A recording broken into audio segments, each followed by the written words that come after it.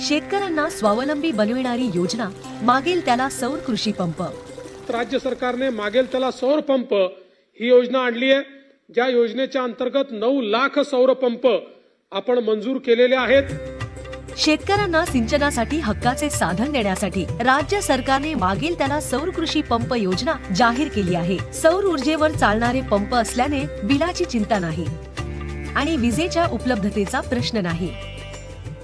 सिंचनासाठी हमखास दिवसा वीज उपलब्ध। 25 वर्षे वीज निर्मितीची सोय।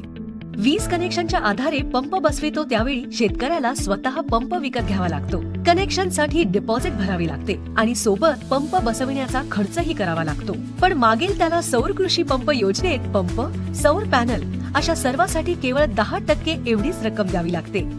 केंद्र सरकारकडून 30%, राज्य सरकारकडून 60% अशी 90% सबसिडी मिळते। अनुसूचित जाती आणि अनुसूचित जमातीच्या शेतकऱ्यांना 5% लाभार्थी हिस्सा भरावा लागतो। शेतीच्या क्षेत्रानुसार 3, 5 आणि 7.5 HP चे पंप मंजूर केले जातात। योजनेचा लाभ घेण्यासाठी प्रक्रिया सोपी आणि ऑनलाईन आहे। महावितरणच्या या वेबसाईटवर जाऊन पूर्ण माहितीसह अर्ज भरा। आधार नंबर, मोबाईल नंबर, 712चा उतारा अशी माहिती द्या। महावितरण मंजुरी देते आणि शेतकऱ्याने निवडलेल्या एजन्सी मार्फत शेतात पंप बसविला जातो।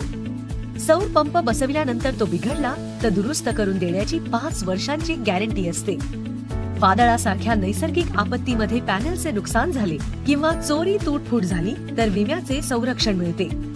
राज्यातील हजारो शेतकऱ्यांनी या योजनेचा लाभ घेतला आहे। फक्त 10% मध्ये सोलर दिलं, ही सगळ्यात मोठी बाब आहे। इलेक्ट्रिक बिल नाही, रात्रीची पाणी भरायची गरज पडत नाही, त्याचसोबत कुठलाही मेंटेनन्स नाही।